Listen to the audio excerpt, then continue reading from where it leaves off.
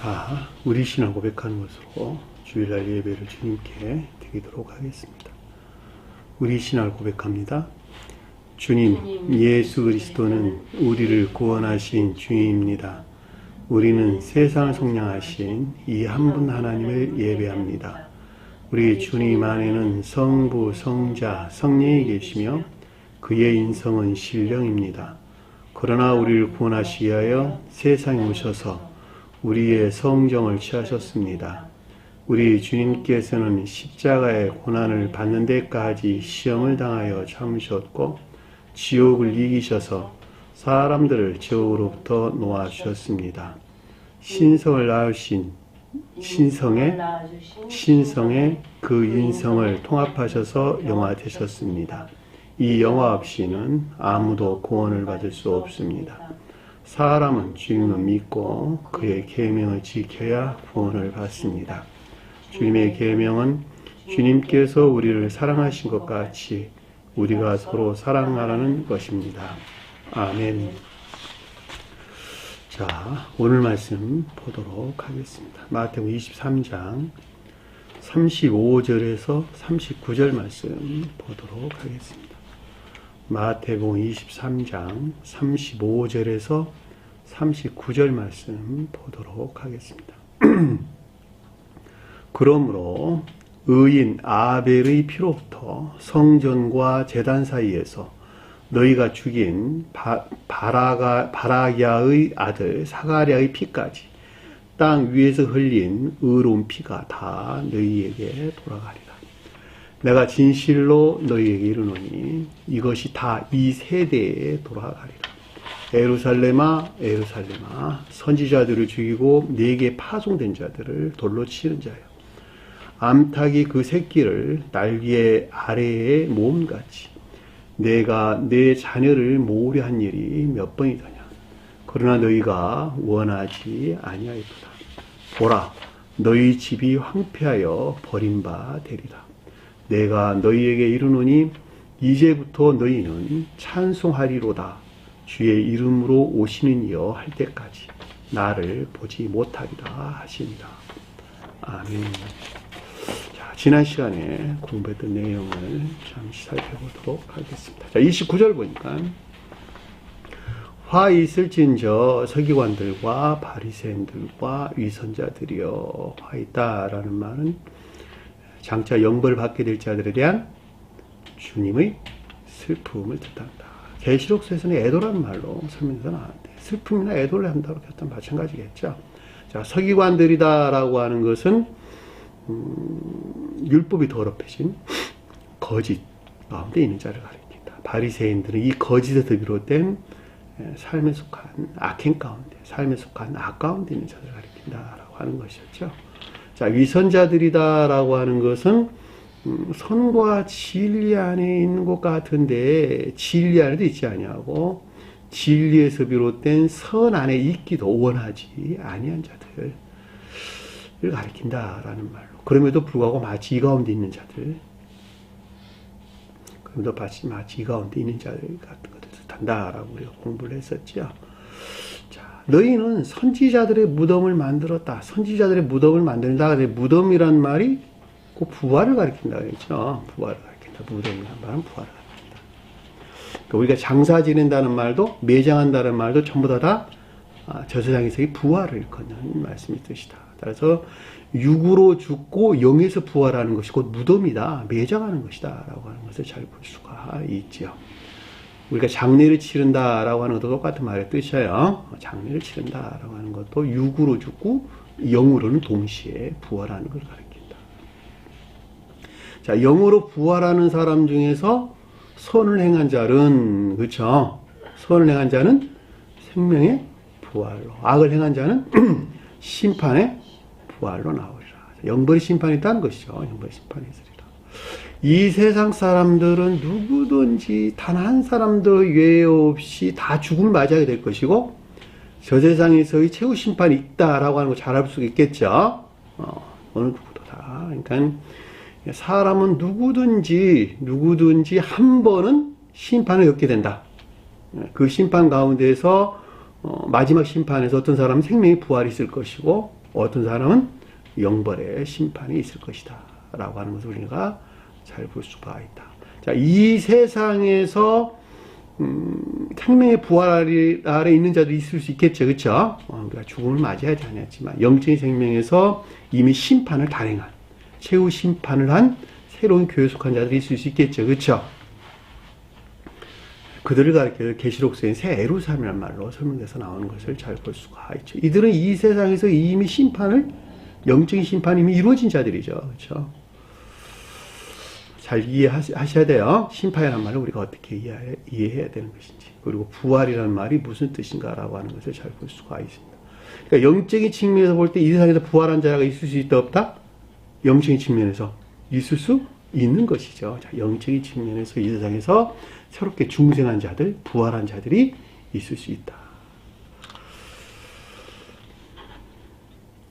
그러니까 여기서 보니까 선지자들의 무덤을 만들었다라고 하는 것은 율법이 더럽혀진 온갖 거짓된 교리나 가르침에서 비롯된 지옥의 영벌 안에 있음에도 불구하고 마치 성언의 교리나 가르침에 비롯된 생명의 부활 안에 있는 것 같은 것을 뜻한다라고 하는 것을 잘 볼 수가 있죠. 왜냐하면 이들이 지금 앞에 있는 서기관들과 바리새인들과 유선자들에 대해서 지금 이 같은 주님이 지금 경고가 있는 것이기 때문에 잘 알 수가 있는 것이죠. 자, 의인의 빚을 꾸었다라고 하는 것은 마치 선에서 비롯된 인에 속한 선한 인 같은 것을 산다라고 하는 잘 볼 수가 있겠죠. 그렇죠? 의인이란 말은 선에 대해서 설명하는 것이다. 그럼에도 불구하고 이들은 이 가운데 있지 못했죠. 그러니까 율법이 더럽혀진 온갖 악행 가운데 있음에도 불구하고 마치 성언에서 비롯된 인이나 인에 속한 선 안에 있는 것 같은 것으로 비석을 꾸몄다라고 하는 것은 이것들에 대한 영원한 기억을 위한 것이다 라고 하는 것을 잘 볼 수가 있죠. 이 비석이라는 말은 기념미라는 뜻인데 원래 기억하다, 회상하다 라는 말로서 언급돼서 나왔습니다. 이 문해매요라는 단어는 대부분 다 주님께서 무덤에 묻히게 됐죠. 그렇죠? 죽으신 다음에 주님의 몸이 무덤에 묻히게 되는데 이 무덤이라는 단말 쓸 때 전부 다 이 단어를 썼어요. 문해매요는. 주님께서 십자가에 죽으신 시체가 아니고 소마, 주님의 몸이었어요. 주님의 몸을 묻었다, 무덤에 묻었다 라는 말이 이 단어를 썼다 이런 뜻입니다. 만일 우리가 조상의 때에 있었더라면, 이들이 말하는 것으로 조상의 때라는 말은 원래 본인의 뜻에서 믿음이 사랑이나 인애 안에 있었던 고대 교회를 표징한다라고 하는 것을 잘 볼 수가 있죠. 왜냐하면 이들 서기관들과 바리새인들 그리고 유선자들이 측면에서 볼 때 이들은 다 유대교에 속한 자들을 가리키기 때문에 그 윗대, 그 위로 그들의 아버지가 아브라함이었죠. 아브라함 위로는 아담이 있었다라고 하는 것을 잘 볼 수가 있죠. 따라서 고대 교회를 표징한다는 것을 잘 볼 수 있고, 고대 교회는 모두가 다 믿음이, 아담은 사랑에 속한 선 안에 있었고, 그렇죠? 그다음에 노아로부터 이어지는 고대 표징식 교회가 멸망하기 이전에는 지금 유대교회가 가리키는 이 표징만 남아있는 유대교회가 표징하는 것들 안에 이전에는 인애가 간직된, 그렇죠? 표징적인 교회 안에 있었죠. 그렇죠? 결국은 고대 교회는 모두가 다 믿음이 사랑이나 인애 안에 있었다라고 하는 것을 잘 볼 수가 있죠. 그렇죠? 그런데 그들은 선지자의 피를 흘리는 데 참여하지 않았으니까 고대 교회가 선지자의 피를 흘리는 데 있었다고 여겼다는 것이죠. 선지자의 피가 흘리는 것이 뭐냐 그랬더니 성언에 속한 교리나 가르침에서 비롯된, 그렇죠? 가르침에 안 있는 진리들이 더럽혀지고 모독 상태에 있는 것을 그들은 여기고 있었다는 것을 뜻한다라고 하는 것을 잘 볼 수가 있죠. 왜냐하면 아래에 보니까 참여하지 않아. 그 가운데 우리는 그 가운데 있는 사람들이 아니야 라고 그들이 말을 하는 것이기 때문에, 그러므로 그들은 이 가운데 있는 것 안에 있지 않다고 여기는 것을 뜻한다라고 하는 거예요. 그 말은 고대 교회가 믿음이 이 사랑이나 인애 안에 있었는데 그들은 이 가운데 있는 것들이 더럽혀진 것으로 여겼다 한다면 그들은 그들 자신 스스로를 뭐라고? 선지자들을 죽인 자손임을 그들 자신 스스로가 증명했다라고 하는 것을 잘 볼 수가 있죠. 저는 여러분들에게 새로운 교회, 사랑이나 인애 안에 있는 인애에 속한 선한 삶 가운데 있는 자들로 구성된 새로운 교회에 속한 가르침들을 여러분들이 선포하고 있는 것이죠. 그럼에도 불구하고 제가 가르치는 것들이 다 더럽혀지고 모독된 것이라고 여긴다면 그들은 사실 스스로로부터 성언에 속한 모든 것들이 여기서 선지자들과 바리새인들과 서기관들과 바리새인들과 이선자들이 가리키는 그 가운데 머물러 있는 그들 자신 스스로가 뭐예요? 선지자들을 죽인 성언에 속한 교리나 가르침이었던 선과 진리들이 괴멸된, 그렇죠? 거짓된 믿음 안에 있다고 하는 것을 그들 자신 스스로가 그 자체로부터 증명하고 있다고 하는 것을 잘 볼 수가 있단 말이죠.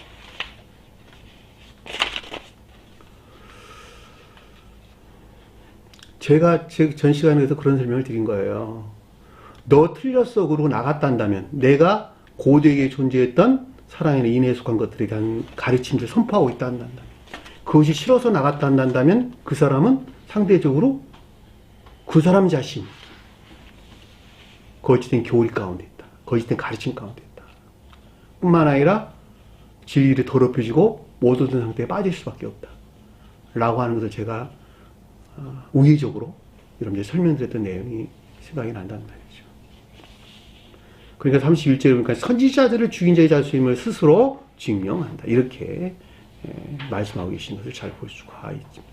그러니까 결과적으로 주님께서 뭐라고 이야기하시냐 그랬더니 너희가 조상의 분량을 채우라. 그러므로 반드시 고대교회에 존재했던 사랑이나 인애에 속한 선 안에 있어야 된다는 것이죠. 그리고 이것들로 충만한 믿음 안에 있어야 된다는 거예요. 이 같은 상태에 있지 아니한 그들에 대해서 주님께서 어떻게 질책을 하셨냐 그랬더니 33절 이하에 우리에게 설명해 주는 것을 잘 볼 수가 있습니다. 뱀들아, 독사의 자식들아, 새끼들아.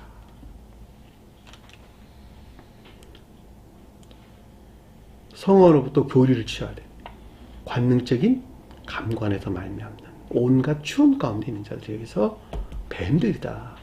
그래서 저 세상에서 관능적인 감관 있는 사람들은 멀리서 보면 전부 다 뱀들로 보인다라고 하는 것을 잘 볼 수가 있단 말입니다. 그렇죠?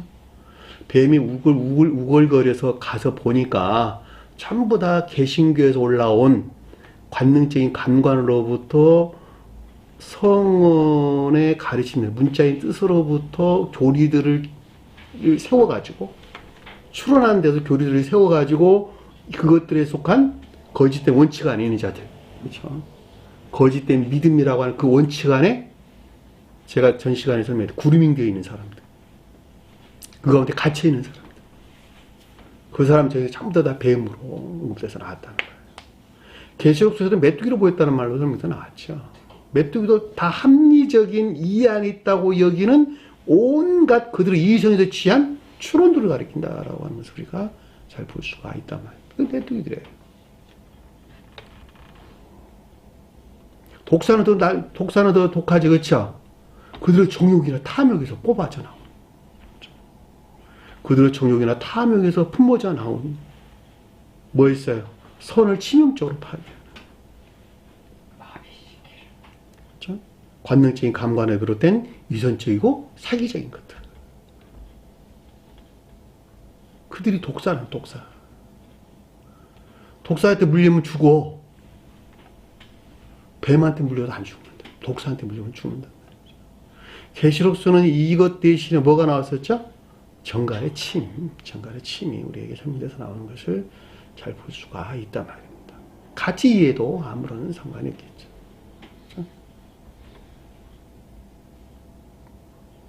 지금 개신교의 모습을 보면 딱 이런 상태에 있다라고 하는 것을 잘 볼 수가 있고, 물론 카톨릭교도 마찬가지입니다. 주님이 강림하실 때의 유대교에 속한 자들도 역시 이 가운데 있었다라고 하는 것을 잘 볼 수가 있죠. 그뿐만 아니라 그 위로 더 올라가 가지고 아브라함이 갈대아 우르에서 가나안 땅을 오기 이전에 고대 영적인 교회가 종말을 맞이한 상태, 아브라함의 아버지 데라에 이어지는 온갖 탐욕적인 우상숭배적인 예배 안에 있었다는 말이죠. 그들 동안 그 상태가 또한 마찬가지였다는 걸 잘 볼 수가 있고, 그 다음에 노아로 이어지는 고대 영적교회가 시작되기 이전에 태국교의 종말을 가리키는, 그들이 노아 홍수로 설명돼서 나왔어요. 홍수란 말이 황폐된 상태를 일컫는 말씀드리죠. 그들의 온갖 정욕이나 탐욕에서부터 교리들을 만들어내고, 그 교리들로부터 마치 믿음 안에 있다고 여기는, 주님에게서 말하면 믿음 안에 있다고 여기는 온갖 거짓들이 팽배한 상태, 교회가 멸망된 상태, 황폐된 상태, 그것이 노아 홍수란 말이죠. 고대 태국 교회가 마지막 종말에 이른 그들을 향해서 네피림이란 말로 우리에게 설명돼서 나온 것을 잘 볼 수가 있지요. 그렇죠? 그리고 지금도 마찬가지란 말이죠. 지금도 새 예루살렘이라고 하는 새로운 교회가 재건되기 전에 주님께서 재림하셔가지고 새 예루살렘이 재건되는 것이죠. 그 이전에 보편적인 기독교에 속한 자들이 어떤 상태에 머물러 있는 것인가? 태국 교회가 네피림 가운데 있었고, 다시 세워진 노아가 표준하는 고대 영적 교회, 그 교회가 또 멸망을 하고 다시 아브라함으로 이어지는 표징적인 유대교회가 시작되고, 포징적인 유대교회가 멸망하는 것에서 주님의 초림에 의한 새로운 기독교회가 시작되고, 12제자가 표징하는 자들에 의해서 그들의 교회가 다시 멸망을 하고, 그렇죠? 지금 기독교회가 멸망을 하고 같은 말이죠. 왜냐하면 주님께 새로운 기독교를 세웠으니까 이 새로운 기독교가 멸망하고 새 예루살렘이라고 하는 새로운 교회가 시작되는 것이다 라고 하는, 교회가 종말에 이를 때는 그 가운데 선도 진리도 남아있지 아니하고, 또 이것들한 지식들도 모두 소멸된다 라고 한다면 그 가운데 어떠한 성언에 관한 믿음 안에 있는 자들이 아무도 없는 상태를 읽는다 라고 하는 것을 잘 볼 수 있고, 자, 선이 없고 진리가 없다, 또 이 같은 지식이 없다라고 한다면 비어있느냐? 그것이 아니라는 거예요. 선 대신에 악이 차지하고 있고, 진리 대신에 그들이 진리라고 여기는 거짓들이 대신 차지하고, 그리고 선과 진리에 속한 지식 안에 있다고 여기는 반대로 악과 거에 속한 지식 안에 있게 되고, 여기서 파생된 어떤 교리들을 세우고, 이 교리들이 보편적으로 교회를 지배하고 있는, 또 그 가운데 모든 사람들을 지배하고 있는, 의지 기능과 이해 기능을 마비시키는, 그렇죠? 치명적인 선을 파괴하는 위선적이고 사기적인 것들만 그 가운데 난무하게 되는 상태. 그것이 독사들이야, 독사 새끼들. 어떻게 지옥의 판결을 피하겠느냐? 지옥의 영벌의 상태에 있을 수밖에 없다는 것이죠. 34절 보니까, 보라, 내가 너희에게 선지자들과 지혜 있는 자들과 서기관들을 보내매. 이 말이 문자적인, 성언의 문자적인 뜻 자체 안에 있는, 자체 안에 존재하는 신령 진리로서 주님을 가리킨다, 이렇게 설명을 드렸죠. 왜냐하면 이건 전부 다 교리 아닌 것들과 관계되기 때문에 그렇단 말이죠. 성경 말씀의 문자적인 뜻들은 철저하게 이 세상에서 실천해야 될 교리적인 것들이다. 아주 수도 없이 설명을 드렸다, 여러분들에게. 성경 말씀의 문자적인 뜻에서 실천되는 교리적인 것들 안에 우리가 있지 아니한다면 그들은 결코 이 가운데서 교회를 세울 수가 없는 것이다. 그럼에도 불구하고 문자적인 뜻 자체로부터 교회를 세우는 것이 아니라 그 가운데 있는 간직되어 있는 영적인 것들로부터 교리를 세워야 된다. 영적인 가르침으로부터 교리를 세우는 것에서 그 사람이 온전한 믿음 안에 나아갈 수가 있다라고 하는 것을 여러분들이 그동안에 아주 수도 없이 설명을 드렸습니다. 그것은 마치 내 머리와 몸통이 다리를 지탱하고 있는 것과 똑같다. 만약에 영적인 것들과 천적인 것들에서 분리된 성언의 문자적인 뜻으로만부터 교리를 세워 그 가운데 있단다면 마치 그 사람이 머리와 몸통이 없는 것과 똑같은 것이다. 머리와 몸통은 다리가 살아날 수 있겠어요? 그냥 죽어있는 다리, 죽은 자의 다리 위에는 아무것도 아닌 것이죠. 이 교리 안에 있는 것들, 그러니까는 성언의 문자적인 뜻 그 자체 안에 존재하는 신령 진리로서 주님을 여기서 선지자들과 지혜하는 자들과 서기관들이란 말로 설명해서 나왔다는 거예요. 선지자는 뭐냐 그랬더니 그 가운데는 교리나 가르침들을 가르친다.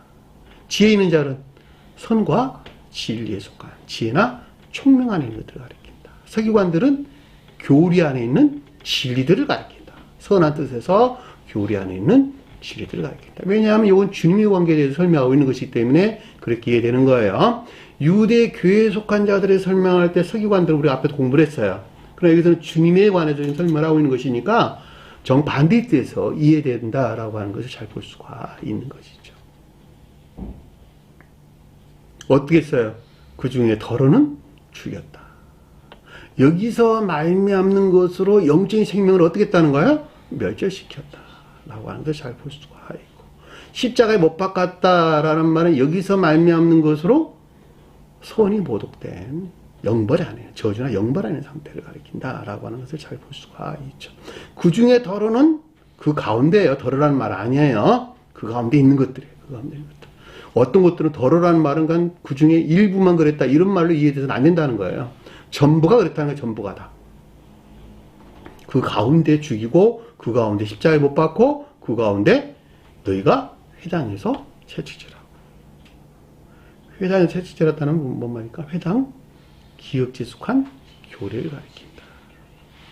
기역지한 교례로부터 선에 속한 진리 안에 있는 것들에게 자행된 유예나 폭행을 가리킨다라고 하는 것을 잘 볼 수가 있죠. 회당은 기역지의 교례를 가리킨다라고 하는 것이었죠. 채찍질한다는 말은 선에 속한 진리 안에 있는 것들에게 자행된 유예나 폭행을 가리킨다. 자, 이 동네 저 정례로 따라다니며 박해하리라.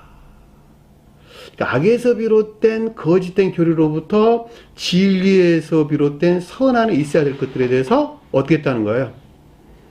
핍박하고 미워하고 증오하고 공격하는 상태를 가리켜서 박해한다, 이런 뜻이에요. 이 동례라고 하는 일반적인 교리를 가리킨다.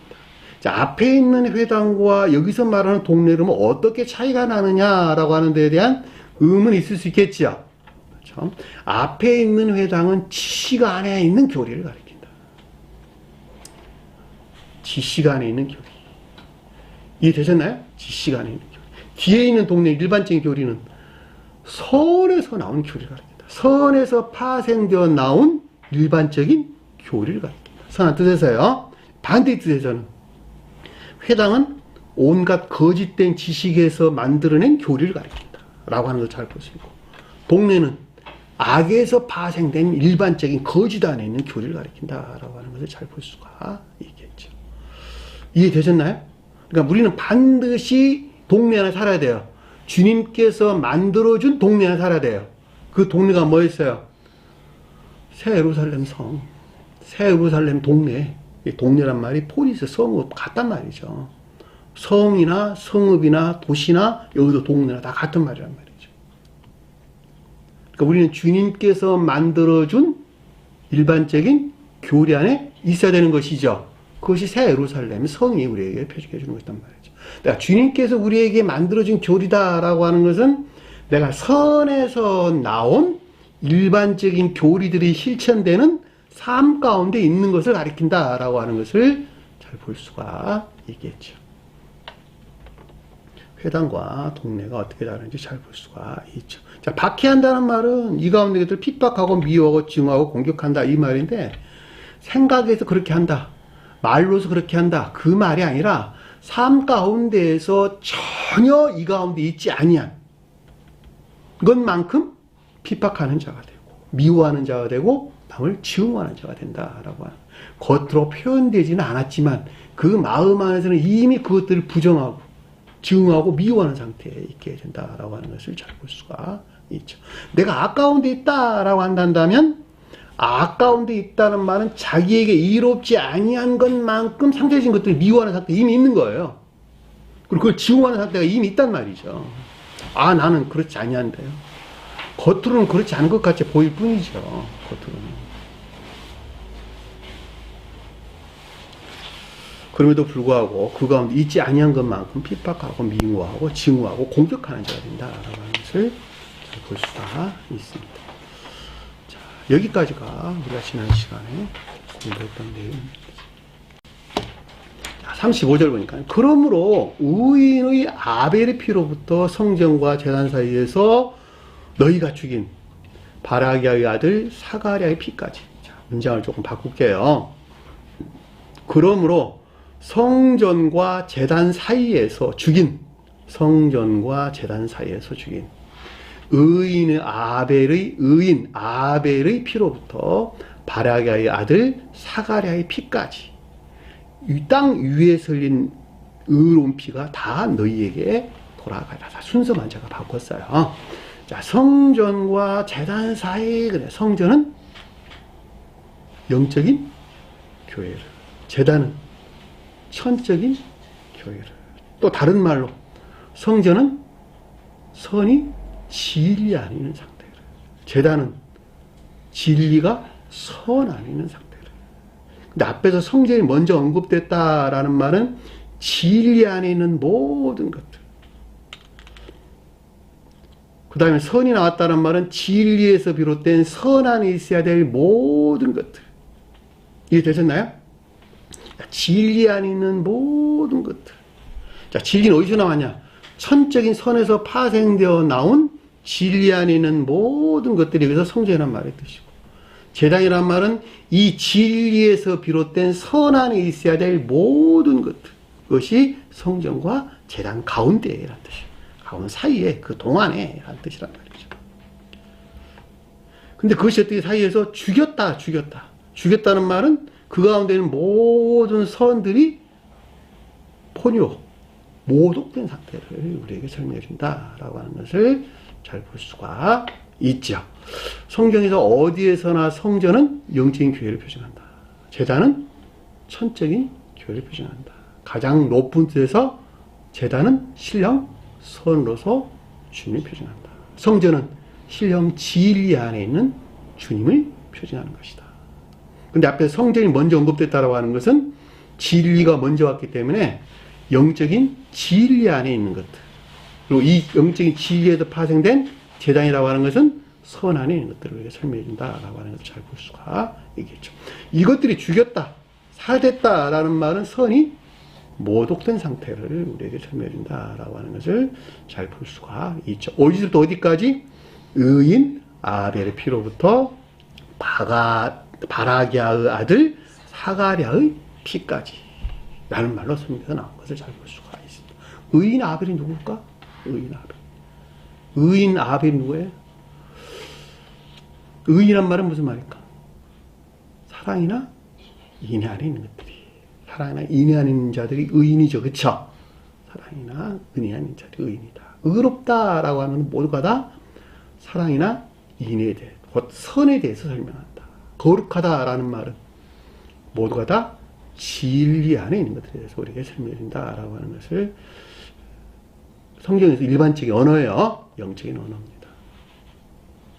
그러니까 그 의인이라는 말은 선 안에 있다는 말의 뜻이니까 사랑이나 인애 안에 있다는 말이 잘 볼 수가 있죠.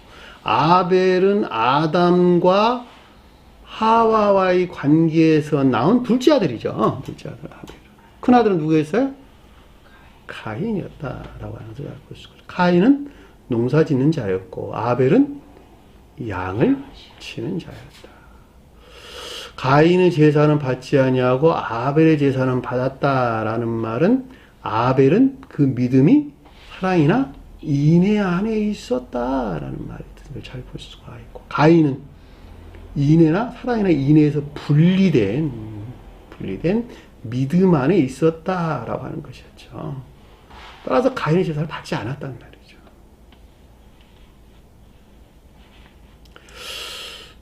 그런데 가인이 아벨을 돌로 쳐 죽였죠. 라고 하는 말의 뜻은 인애에서 분리된 믿음 안에 있는 자들은 필연적으로 인애 안에 있는 것들을 더럽히고 모독할 수밖에 없다라고 하는 것을 우리에게 설명해 주는 내용이에요. 무슨 말인지 이해되셨죠? 예? 그 말을 우리에게 표정적으로 가르쳐 주고 있다라고 하는 것입니다. 자, 그럼에도 불구하고 가인을 저주하는 자는 7배나 벌을 받을 것이다 이렇게 설명했는데, 그럼에도 불구하고 믿음을 보존하셨다라고 하는 거예요. 왜 믿음이 보존되었을까? 태국교회가 멸망한 후에 주님께서 새로운 영적인 교회를 세우실 것을 이미 예견하고 계셨다는 거예요. 예견하고 계셨다는 거예요. 그 같은 이유에서 믿음을 보존했다는 것이죠. 태국교회에 속한 자들은 그 믿음이 사랑 안에 있었단 말이죠. 사랑에서 말미암는 진리들에 대한 지각 가운데 있었는데, 태국교회가 멸망을 하게 되면 아까 제가 설명드렸어요. 네피림으로 이어지는 온갖 정욕이나 탐욕으로부터 말미암는 거짓된 거짓된 원칙들이 일반적으로 지배하는 것에서 교회가 멸망을 했는데, 그것이 노아 홍수가 우리에게 설명해주고 있다. 나와 하는 것이었죠. 자, 이 가운데 있는 마지막 교회의 종말의 상태에 있는 자들이 믿음이 없이는 주님에 대한, 성원에 대한, 진리들의 가르침에 대한 믿음이 없이는 새로운 교회를 세울 수가 없는 것이죠. 그러한 이유에서 가인을 보호했다는 거예요. 가인을. 쭉 아담의 후손들로 이어지는 에녹이 나오죠. 에녹이 들림을 받았다라는 말도, 에녹도 곧 믿음을 표현한다라고 하는 것을 잘 볼 수가 있습니다. 이해되셨나요? 무슨 말인지. 에녹을 그냥 아무 이유 없이 하늘로 들림 받았어요. 그 말은 에녹도 믿음을 표현하기 때문에 그 믿음을 보존했다라는 말을 우리가 충분하게 이해해 볼 수가 있죠. 왜냐하면 그 믿음으로만부터 믿음이 있어야지만은 새로운 영적인 교회를 세울 것이니까. 이해가 되셨죠? 무슨 말인지.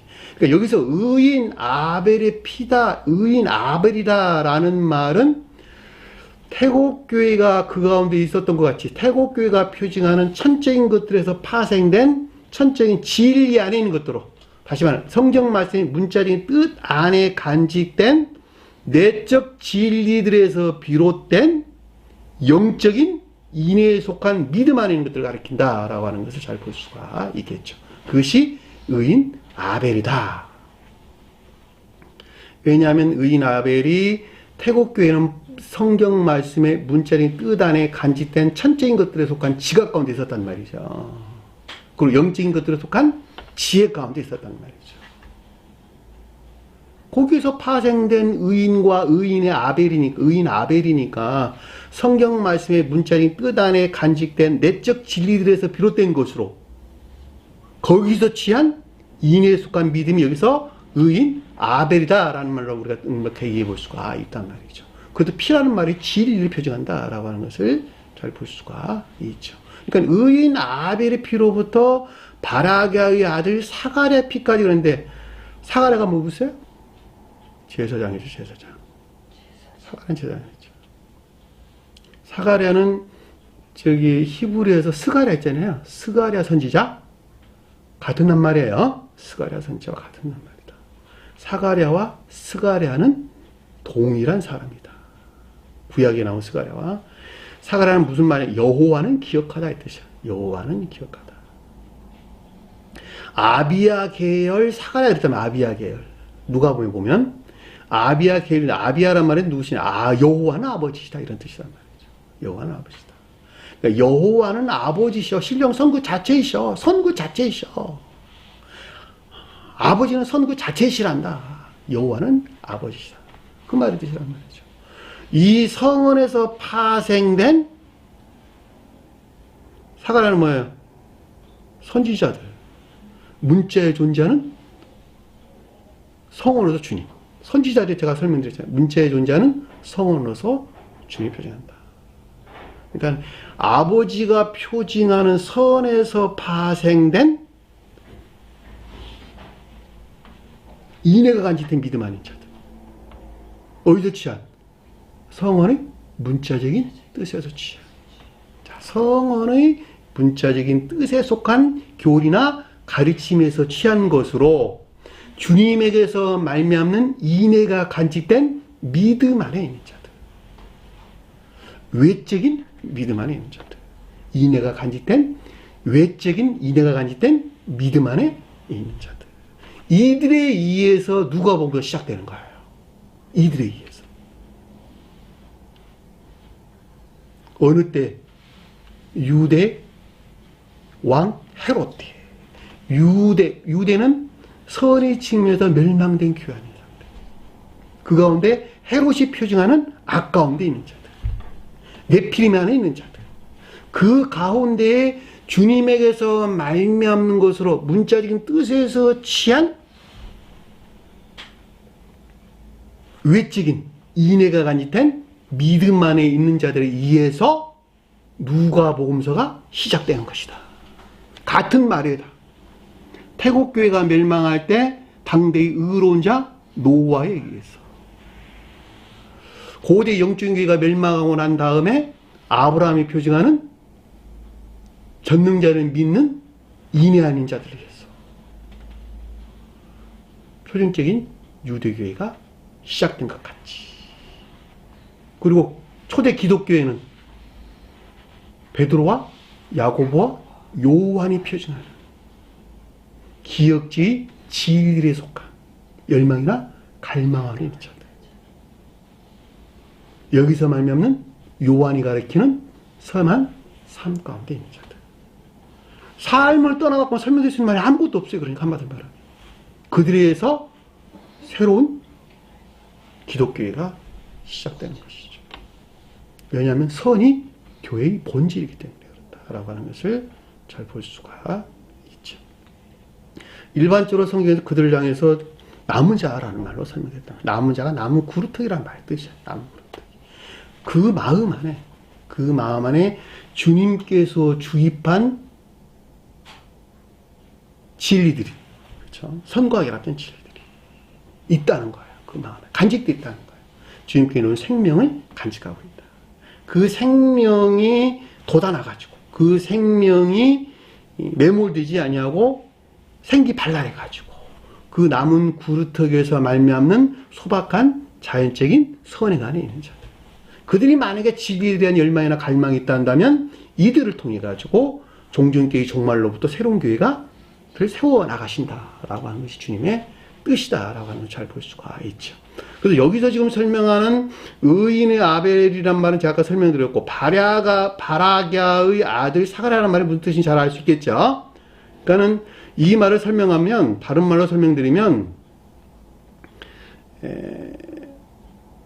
내적인 사랑이나, 그러니까 문자의 뜻 안에 간직된 영적인 진리들로부터 내적인 사랑이나 인애에 속한 믿음 안에 있는 것들로부터 문자적인 뜻 그 자체에 속한 진리에서 취한 외적인 인애가 간직된 믿음 안에 있어야 될 모든 것들이 어떻게 됐다는 거예요?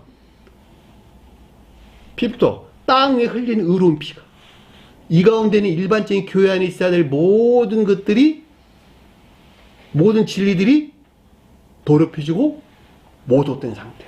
땅 위에서 흘린 피가, 땅이 일반적인 교회를 표시한다. 흘린 피라고 하는, 흘린 의로운 피라고 하는 것은 진리가 더럽혀지고 선이 모독된 상태를 우리에게 설명한다라고 하는 걸 잘 볼 수가 있죠. 다 너희에게 돌아가리라 라는 말은 앞에서 설명하고 있는 서기관들과 바리새인들과 위선자들이 가리키는 거짓된 믿음이나 또는 율법적인 예배나 또는 외적이고 예전적인 예배나 삶에서 분리된 외적인 예배 안에 있는 자들입니다. 공부했잖아요. 앞에서 내적인 예배에서 분리된 외적인 예배 안에 있는 자들. 그 가운데 있다, 이 가운데 있다는 거예요. 다 내적으로나 외적으로. 성경 말씀의 문자의 뜻 안에 간직된 영적인 진리로부터 취한 사랑이나 인애에 속한 믿음 안에 있어야 될 것이나, 가장 궁극적으로 성경 말씀의 문자인 뜻에 속한 진리로부터 취한 외적인 인애가 간직된 믿음 안에 있어야 될 것들을 측면에서 이 가운데 있는 진리들이 전부 다, 모두 다 더럽혀지고 모독된 상태에 있게 된다. 피라고 하는 것은 높은 뜻에서는 가장 높은 신령 진리로서 주님 표정, 일반적으로는 진리를 가리킨다라고 하는 것을 잘 볼 수가 있겠죠. 참고로 바라기아라고 하는 것은 여호와께서 복 주신다 이런 뜻이에요. 여호와께서 복 주신다. 그러니까는 이 말은 선에 대해서 설명드린다라고 하는 것을 잘 볼 수 있고, 그러니까 아들은 선에서 파생된 진리나 믿음 하는 것들을 가리킨다라고 하는 것을 잘 보시고, 사과라고 하는 것은 제사장을 가리키는 말의 뜻이니까 결과적으로는 인애가 간직된 믿음을 가리킨다라고 하는 것을 잘 볼 수가 있죠. 왜? 제사장은 선에 대해서 우리가 설명해 주기 때문에 그렇다는 것이죠. 이해되셨죠? 무슨 말이 있는지. 이 말이. 왜 주님께서 성전과 제단하는 말이 앞에 언급되고 의인 아벨과 뒤에 바라가 아들 사가랴. 이 궁극적인 것을 가리키기 때문에 그렇다는 거예요. 성경 말씀은 천체의 영적인 것들이 종교되는 궁극적인 성경 말씀의 문자적인 뜻에 속한 가르침들은 천체이고 영적인 것들이 종결되는 궁극적인 것들이다. 제가 아까 설명드렸어요.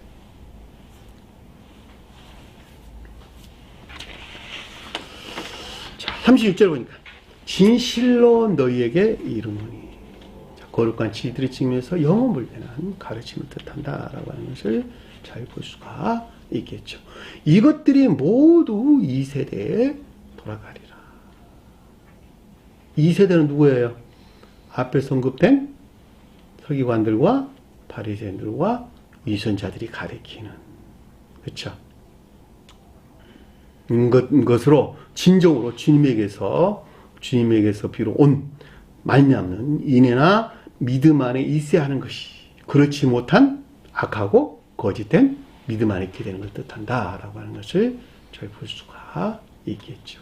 그러니까는 의인 아벨의 피로부터 바가랴의 아들 사가랴의 피까지 땅에 흘린 모든 피가 표징하는, 가르치는 가르침 안에 있을 수밖에 없는 것을 우리에게 설명해 주고 있다라고 하는 것을 잘 볼 수가 있죠. 왜냐하면 이 세대에 들어간다는 말의 뜻이기 때문에. 이 세대란 말은, 영적인 세대는 뭐예요? 영적인 세대. 영적인 세대는 인애나 믿음에 관계되는 것 이외에는 아무것도 설명하는 것이 없단 말이죠. 그렇죠? 선한 뜻에서. 여기서는 반대의 뜻에서 악과 거짓된 믿음 안에 있게 되는 것을 뜻한다라고 하는 것을 잘 볼 수가 있죠. 예루살렘아, 예루살렘아.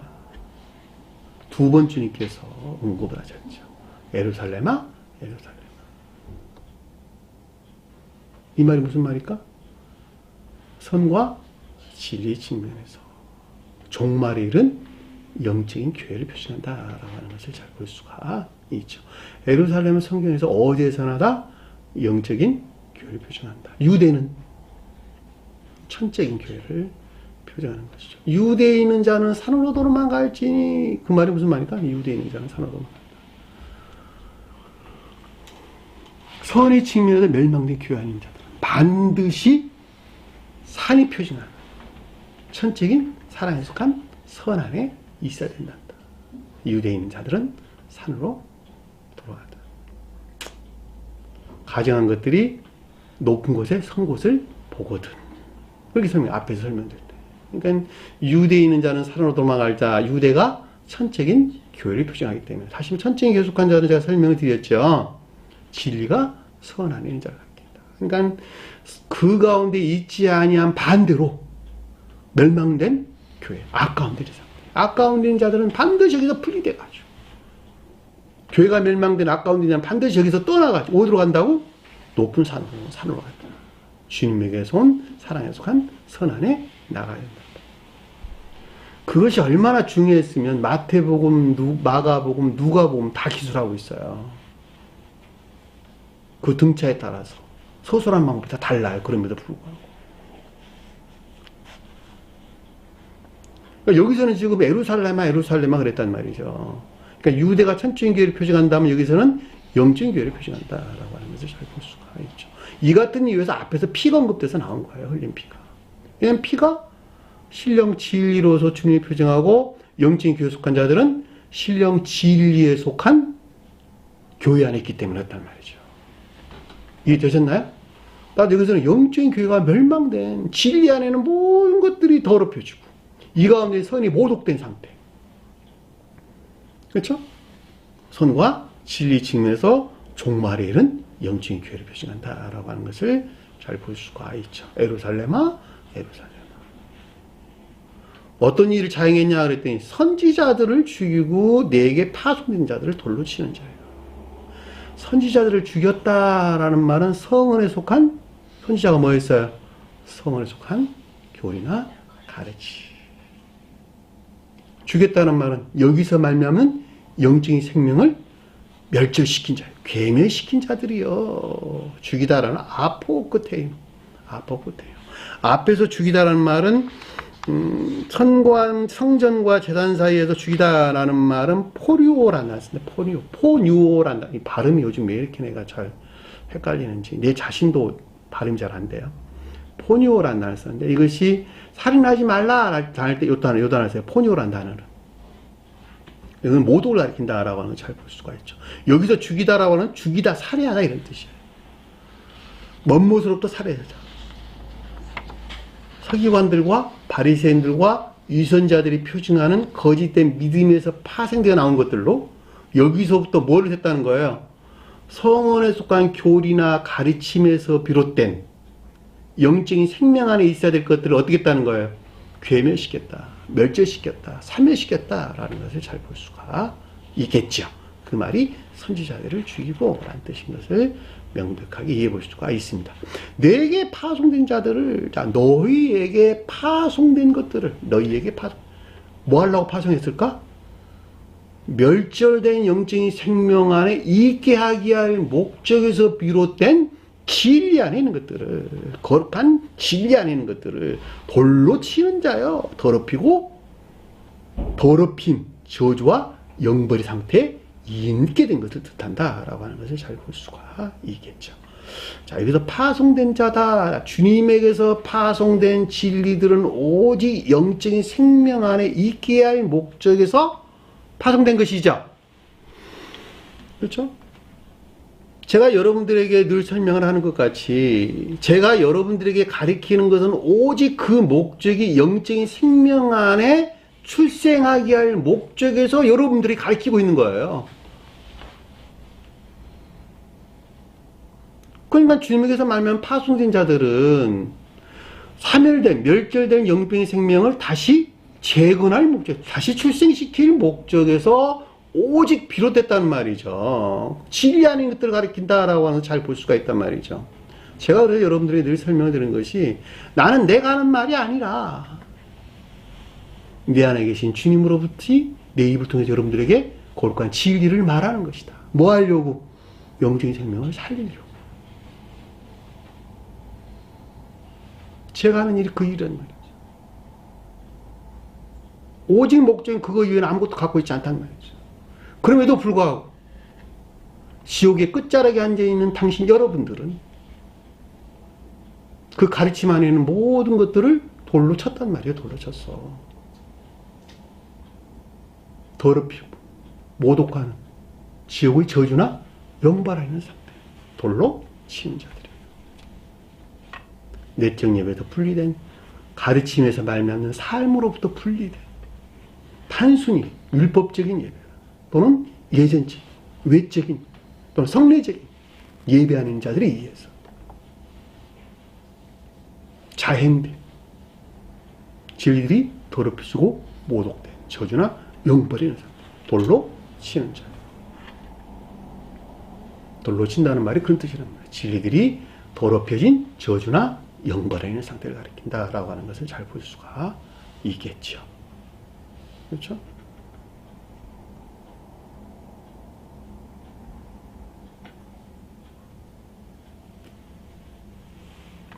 암탉이 그 새끼를 날개 아래 몸같이, 암탉이 날개 아래에 그 새끼를 몸같이, 자, 암탉이 날개 아래에 그 자신의 새끼를 몸같이, 이 뜻이에요.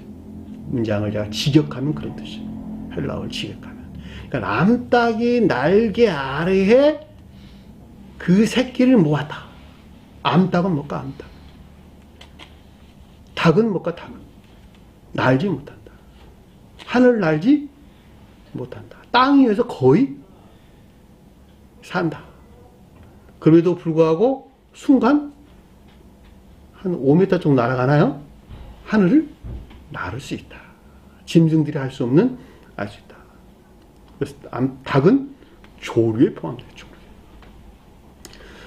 새들은 하늘에 살죠. 새들은 하늘에 산다. 땅에도 내려오죠. 자유스럽죠. 근데 닭들은 하늘에서 살 수가 없어요. 땅 위에서 산다. 땅 위에서 산다라는 말은 자연적인 것들과 관계를 갖고 있다.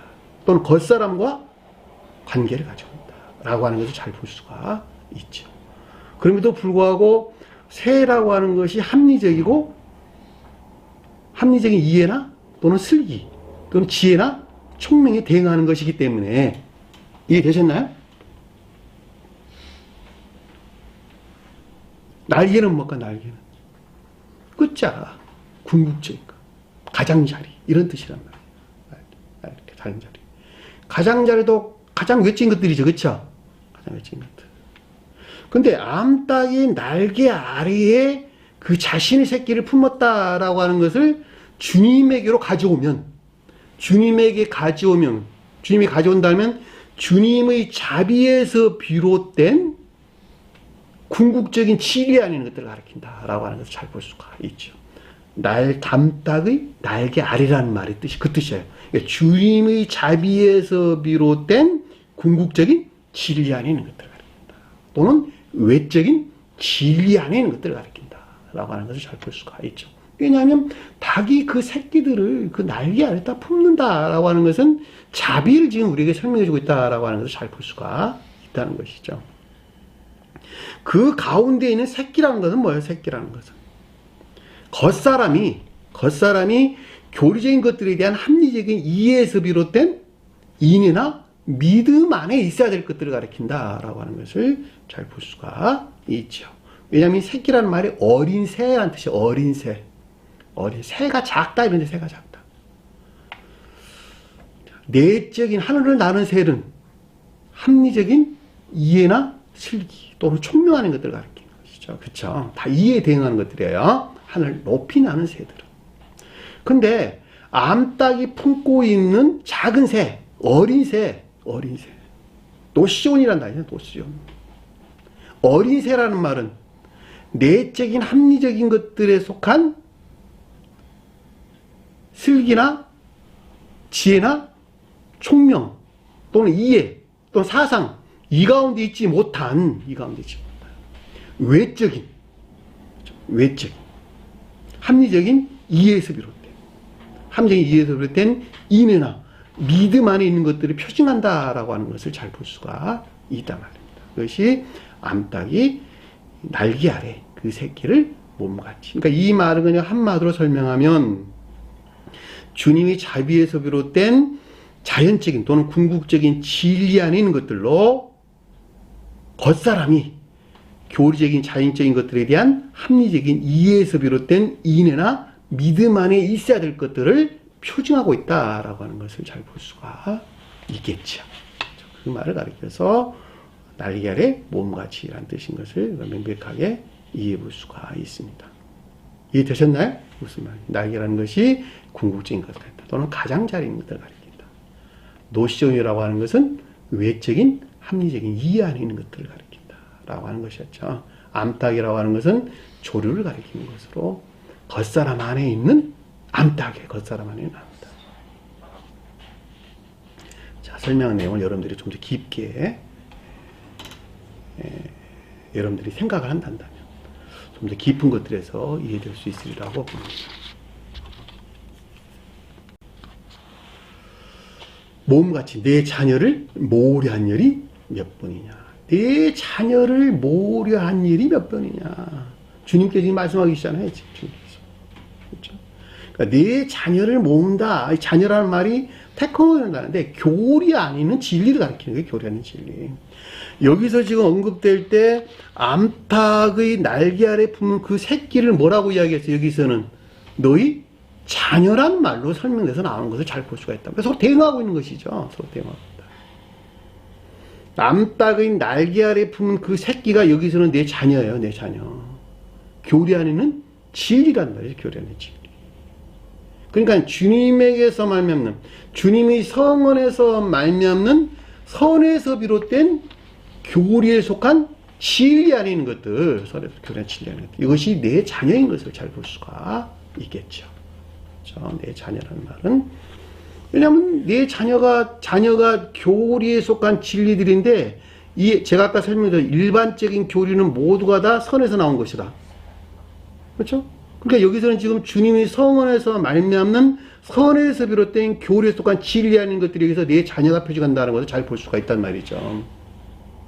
그러니까 즉 이 가운데 있는 것들이 인애에 속한 믿음 안에 있어야 되는 것을 뜻한다라고 하는 것을 잘 볼 수가 있겠죠. 왜냐하면 교리에 속한 진리 안에 있다라는 말은 그 교리에 속한 진리들이 인애에 속한 믿음 안에 있는 상태를 우리가 설명해 준다라고 하는 것을 잘 볼 수가 있는 것이죠. 그렇죠? 그것이 내 교리를 모호한 일이 몇 번이냐. 몇 번 하고 말았단 말이 아니라 중단 없는 계속적인 섭리가 있는 것을 우리에게 설명해 준다라고 하는 것을 잘 볼 수가 있겠죠. 그러니까 주님께서는 쉼이 없이 지금도 여전히 이 순간도 여전히 성원에서 말미암는 선에서 비롯된 교리에 속한 진리, 즉 인애에 속한 믿음이나 인애 안에 있게 하고자 하는 계속적인 주님의 섭리가 있다는 것이죠. 섭리가 있다는 것이다.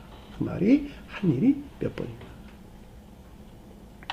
주님의 사랑의 두 성분, 주님의 사랑 안에 있는 두 가지 큰 특성이 있는데 그 하나가 잉태와 출산. 잉태와 출산하고자 하는 계속적인 주님의 섭리가 있다. 또 하나는 출산된 자녀들에 대한 보호와 부양하고자 하는 그 성질을 가지고 있다라고 하는 것이었죠. 자, 주님의 사랑 안에 있는 두 가지 큰 특성이 있는데 그 하나는 잉태와 출산에 대한 사랑, 출산에 대한 섭리, 운영. 또 하나는 출산된 자녀들에 대한, 출산된 진리 안에 있는 자들에 대한 보호와 부양하고자 하는 주님의 사랑이다. 자, 이것들이 사람에게 전수되어 가지고 사람들이 가지고 있는 자들은 남자가 여자를, 여자가 남자를 사랑하는 마음이 있고 이 둘이 하나 되어 잉태하고 출산하고자 하는 계속적인 성향을 가지고 있다는 거예요. 그리고 자식을 낳고 난 다음에 그 자식을 향한 보호와 부양이 어디서 나왔다는 거예요? 지가 자식을 사랑해서 그것이 아니고 그 사람 안에 넣어주신 주님 사랑으로부터 그것이 나왔다는 거예요. 이것이 보편적인 원칙이라는 보편적인 원칙. 주님 사랑 안에 있는 보편적인 원칙 두 가지. 뜻한다는 거예요. 그러니까 내가 살아있다라고, 내가 생존하고 있다라고 하는 것은 창조의 계속적인 상태. 창조의 계속적인 상태가 있지 아니하고서는 나는 생존할 수가 없는 것이다. 내가 잉태될 수도 없고 출생될 수도 없고 출생된 것들 안에 보호될 수도 없고 부양될 수 없는 것이다.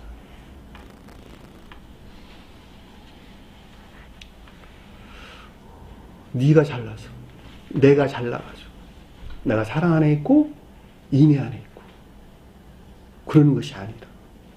내가 사랑 안에 있다, 인애 안에 있다. 내가 자식을 사랑한다, 이웃을 사랑한다. 또는 영적인 출생에 관한 욕망이나 갈망 안에 있다. 라고 하는 모든 것들 마찬가지란 말이죠. 그렇죠? 이 가운데 모든 것들이 주님에게서 말미암는 계속적인 창조 없이는 불가능한 것이다. 주님이 사랑 안에 있는 두 가지 큰 기능 반드시 기억을 해주시기 바랍니다. 잉태와 출산하라고 하는 계속적인 경향, 그 다음에 출산한 자녀들에 대한 보호와 부양하고자 하는 대중주님의 섭리, 운영이 있다고 하는 거예요. 그러니까 여기서 지금 설명되는 것이 모으려한 일이 몇 번이냐라고 하는 것은 몇 번 했다 그런 말이 아니고 계속적인 섭리가 있는 것을 우리가 뜻한다라고 하는 것을 잘 볼 수가 있죠.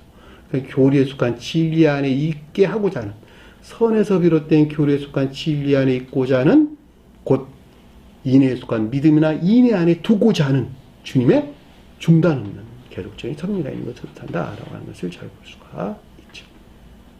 그럼에도 불구하고 어땠다는 거예요? 너희가 원하지 아니하였다.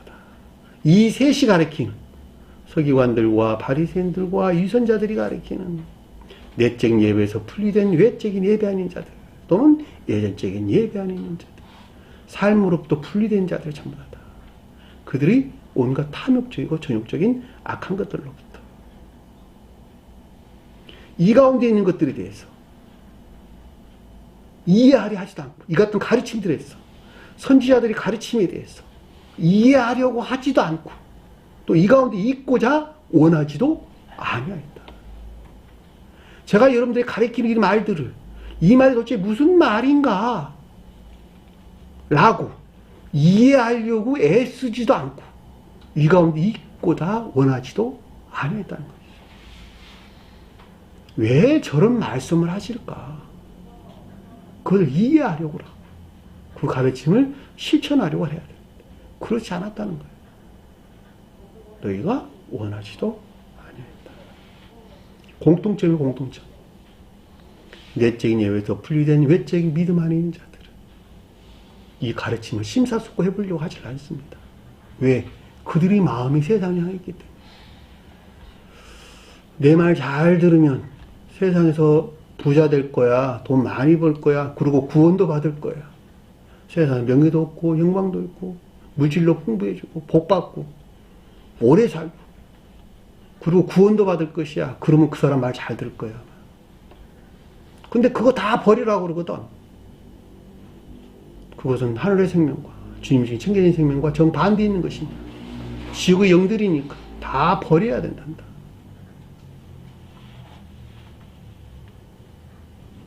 그럼에도 불구하고 교회에 속한 자들은 그 가르침을 이해하려고 애쓰고, 그 가르침을 실천하려고, 그 가운데 있고자 하는 열망이나 갈망이 있는 것이죠. 근데 이들은 그렇지 않았다는 거예요. 이 셋이 가리키는 외적인 믿음 안에 있는 자들, 거짓된 믿음 안에 있는 자들은 그렇지 않았다는 거예요. 그 결과는 뭐예요? 보라, 너희 집이 황폐하여 버린 바 되리라. 집이 뭘까? 너희 마음이지. 선의 측면에서 너희 마음이지. 성전은 진리 측면에서 너희 마음이지. 성전은 이 안에 주님 나라를 조성하고, 집은 의지 안에 주님 나라를 창조한단 말이죠. 이해되셨나요? 성경에서 집과 성전이 어떻게 다른지. 주님의 집이 교회인 것은 맞은데, 하나는 의지에 속한 주님의 집이 있고, 하나는 이에 속한 주님의 집이 있단 말이죠. 그렇죠? 천정에게 속한 자들은 주님의 집이 의지에 속한 마음 안에 있고, 영적에게 속한 자들은 이에 속한 마음 안에 있단 말이에요. 이에 속한 마음 안에 있는 것을 성정이라는 말로 설명해서 나왔고, 의지에 속한 마음 안에 있는 것들 일반적으로 집이란 말로 설명해서 나왔다는 거예요. 그러니까 일반적으로 집이 선을 표징하기도 한다라고 하는 것을 잘 볼 수가 있죠. 따라서 교회가 황폐됐다는 말은, 그 집이 황폐됐다는 말은 교회가 선이 멸절되고 대신 뭘 찾아가고 있다? 온갖 악과, 여기서 나온 거짓된 사상이나 생각들,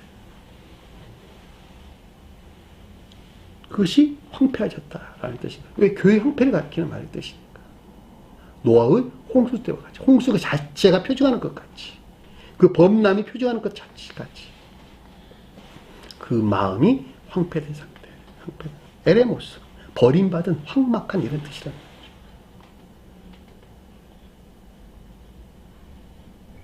그럼 어떻게 됐을까? 버림바 되리니, 천기로부터 분리된 지옥 안에 있게 되는 것이죠. 교회로부터 분리된 지옥 안에 있게 되는 것이다. 천기나 교회는 같은 말이다. 이 땅에서는 천기 대신에 교회라는 말로 썼고, 저 세상에서는 교회 대신에 천기라는 말로 설명해서 나온 거예요. 천기나 교회는 같은 것이다. 그러니까 천기나 교회로부터 분리된 지옥 안에 있는 상태를 가리켜서 버림바 되리라 라는 말 뜻인 것을 잘 볼 수가 있죠. 39절 보니까 너희에게 이르노니, 자, 영원 불변한 신령 교훈을 가리킨다라고 하는 것을 잘 볼 수가 있죠. 이제부터 주님의 이름으로 오시는 이여 찬성하리로다 할 때까지, 이제부터 주님의 이름으로 오시는 이여 찬송하리로다 할 때까지, 이 가르침들이 뜻하는 상태에 너희들이 있기까지 나를 보지 못하리라. 주님의 이름에 속한 것들에 대해서 결코 지각할 수도 없고 깨달을 수도 없고 이해할 수도 없으리라. 그럼 주님의 이름이 뭐냐? 그럼 주님의 이름이 뭐냐는 거야. 주님의 이름 뭘까? 주님의 두 이름. 신령 선과 신령 진리. 그리고 여기서 파생된 사랑에 속한 모든 것들이나 믿음에 속한 모든 것들이 주님의 두 이름이란 말이죠. 그러면 찬송한다는 말은 무슨 말일까? 이 가운데 있는 진리들이 실천되는 선한 삶 가운데 있는 자들, 주님의 이름을 찬송한 자들이죠. 주님의 두 이름에서 파생된 사랑에 속한 모든 것들이나 믿음에 속한 모든 것들 안에 있는 진리들이 실천되는 자연적인 선한 삶 가운데, 사랑이나 인애에 속한 선한 삶 가운데 있기 전에는 주님의 두 이름이 표징하는 것들 안에 있는 것들 너희들은 결코 알 수 없으리라. 지각할 수도 없고 깨달을 수도 없고 이해할 수도 없으리라. 나를 보지 못하리라. 저는 여러분들에게 제가 수도 없이 설명드렸어요.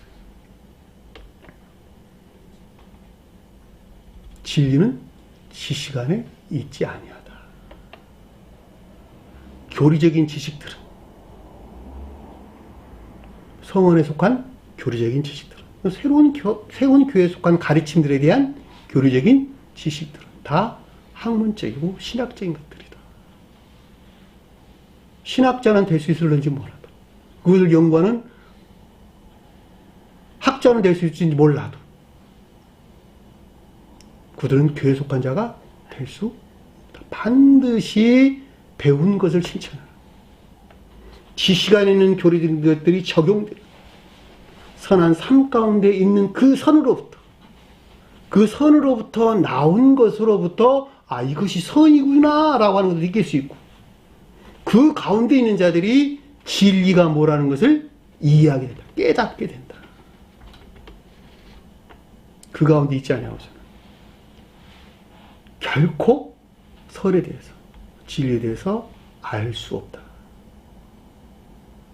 그 말을 다른 말로 바꿔 말하면 거듭나지 아니하고서는 결코 주님의 자신 안에 있는 거룩한 선과 진리들을 드러내 보이지 아니한다.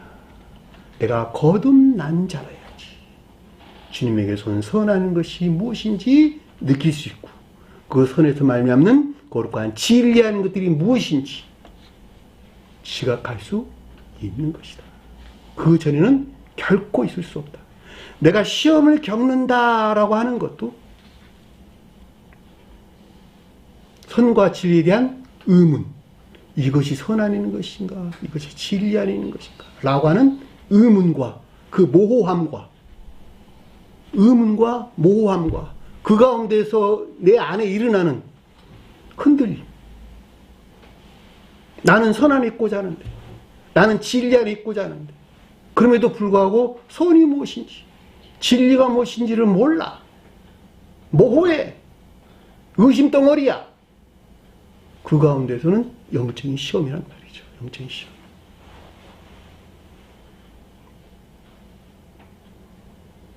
그 영적인 시험에서 승리한 자들에게 평화가 온다라는 말은 그때야 비로소 이것이 주님에게서 온 선 안에 있는 것이구나 라고 느끼게 돼요. 그 선으로부터 파생되어 나온 진리 아닌 것들을 지각하게 된다. 그 선과 진리를 안다라는 말은 이미 그 자신 안에 있는 악과 거짓들을 보고 있다, 보고 있지 않다, 보고 있는 것을 뜻한다라고 하는 것을 잘 볼 수가 있지요. 다른 말은 순서가 내 안에 있는 악과 거짓들을 먼저 보는 것에서 선과 진리 아닌 것들을 느끼고 지각하는 것이다 라고 하는 것을 잘 볼 수가 있단 말입니다. 그 선과 진리가 주님 두 이름에서 파생되어 나온 거예요. 사랑에 속한 모든 것들은 선 안에 있는 것이고, 믿음에 속한 모든 것들은 진리 안에 있는 것이란 말이죠. 어디서 나온? 주님의 두 이름에서 파생된 거예요. 그것이 주님의 계시가 뜻하는 말이다. 그 가운데 있는 자들에게 주님께서 셋째 날 부활하신 것이죠. 그것이 부활이 뜻하는 말이란 말이죠. 그들이 이 세상에서 들림을 받은 자들이죠. 그렇죠? 그 자들이 들림을 받았단 말이에요. 이미 그들은 천계에 들림을 받은 자들이란 말이죠. 휴거가 그런 휴거가 가리키는 말. 그들이 이미 휴거한 자들이라니까. 영적인 생명에서. 오늘 주신 말씀 마음속에 깊게 간직하시고 한 주간을 승리하는 저와 여러분 되길 간절히 축원합니다. 나 주기도문하는 것으로 오늘 공부를 마치도록 하겠습니다. 하늘에 계신 우리 아버지 이름을 거룩히 여김을 받으시오며 나라의 임하옵시며 뜻이 하늘에신 것 같이 땅에서도 이루어집니다. 오늘날 우리에게 일용할 양식을 주옵시고 우리가 우리에게 죄진 자의 사해준 것 같이 우리 죄를 사하여 주옵시고 우리를 시험에 들게 하지 마옵시며 다만 악에서 구하옵소서. 나라와 권세와 영광이 아버지께 영원히 싸움나이다. 아멘.